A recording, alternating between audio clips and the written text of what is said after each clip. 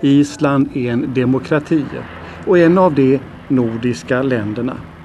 Den 17 juni 1944 utropades Island till en egen stat från att tidigare ha varit styrd av Danmark och ännu tidigare på 1200-talet tillhört Norge.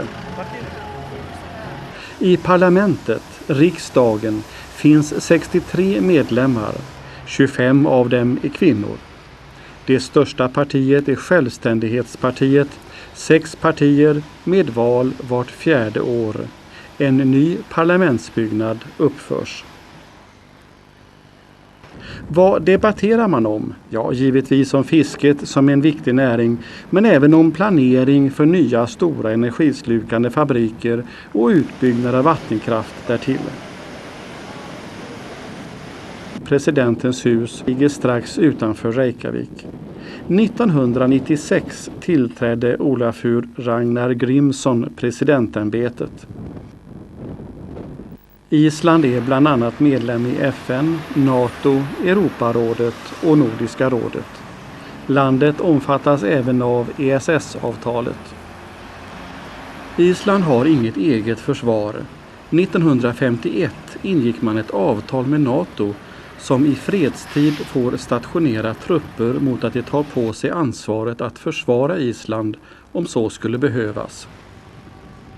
90% av befolkningen tillhör den evangelisk-lutherska kyrkan, alltså samma trosriktning som Svenska kyrkan i Sverige.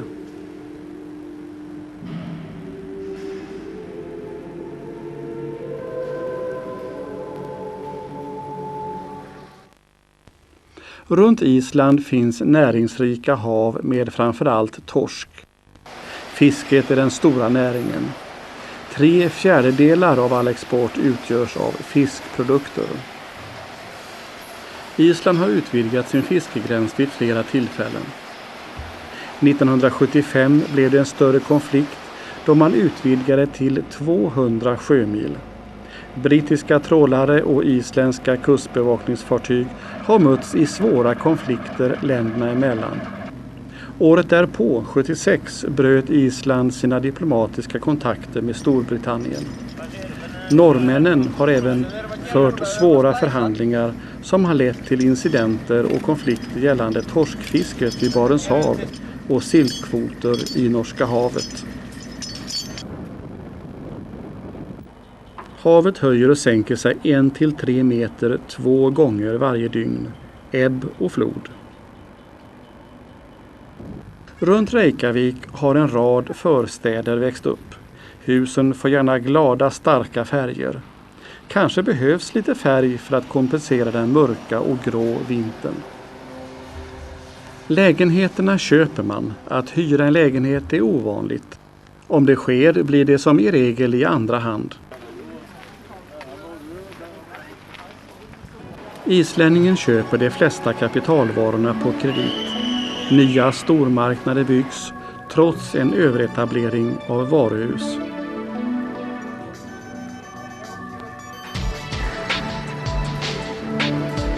Fotboll är en av de stora sporterna, handboll en annan.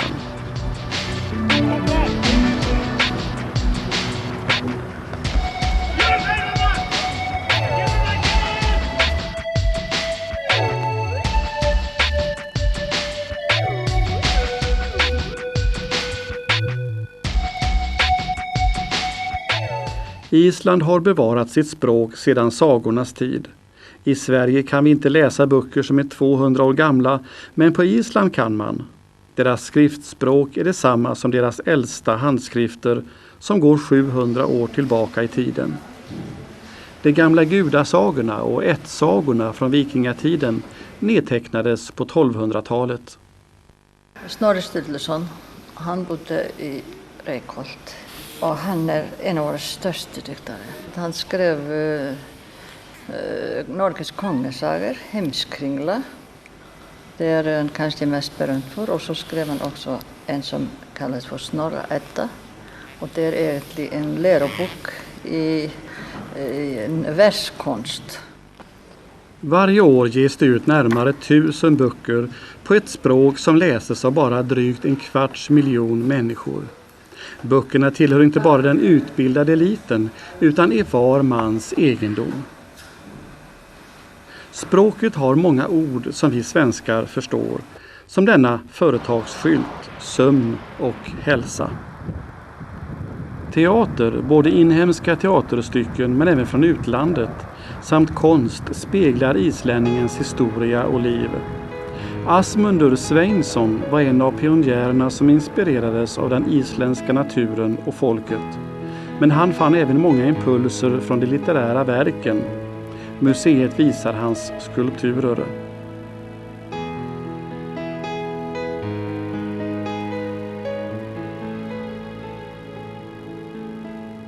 Nordens hus är en samlingsplats för utbyte av kultur och samarbete mellan de nordiska länderna. Just nu pågår en utställning av snidade fåglar i trä. Arktisk tärna. I biblioteket finns böcker på alla de nordiska språken. Svenska, finska, norska, danska och isländska förstås. Ungdomarna följer med i trender här liksom i andra länder. 10 topplistan på Island. De flesta, även ungdomarna, har mobiltelefoner. Danska är ett språk som alla islänningar lär sig i skolan. Så engelska först och då börjar man i 6:e klass. Då börjar danskan i 7:e klass. Men de barn som har anknytning till Sverige eller Norge, de får lov att läsa antingen svenska eller norska. I vissa klasser så finns det handikappade barn och de försöker få in de handikappade barnen i klasserna. Och då har de alltså en stödmänniska in i klassen som hjälper då det handikappade barnet. Till exempel i 1:a klass då har de då alltså lite läsprov och man har lite matteprov.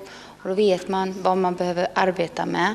Och sen när de kommer längre upp i skolan i äldre klasserna då har de någonting som de satsar på. Att ska man vara duktig så måste man ha bra prov för att överhuvudtaget kunna komma in i gymnasiet. För att i 10:e klass så har de då alltså ett riksprov i 4 ämnen. Och det är på isländska, danska, engelska och matematik. Och de riksproven gäller när man ska söka in på gymnasiet sen. Allt som de behöver använda i skolan får de köpa själv. Men de får läromedel på grundskolan. När du börjar på gymnasiet här på Island så måste du betala för skolan och det beror på vilken skola du börjar i. Vissa skolor kostar då alltså 5 000 och vissa skolor kan en avgift kosta 100 000. Det beror alldeles på vilken skola du går i.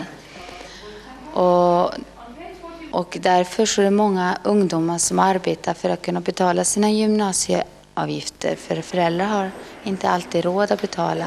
Så att i vissa gymnasiet då så kanske de läser ett halvår. Så arbetar de ett halvår.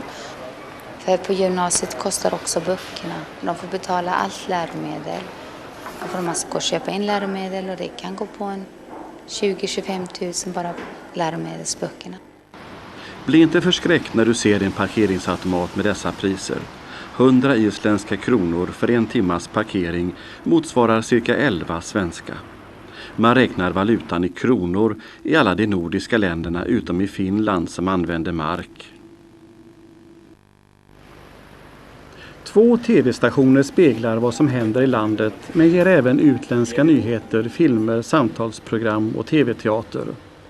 2 dagstidningar, Morgonbladet, ligger åt höger politiskt med en upplaga på drygt 50 000 ex per dag och DV, Dagbladet Visir, ligger åt vänster.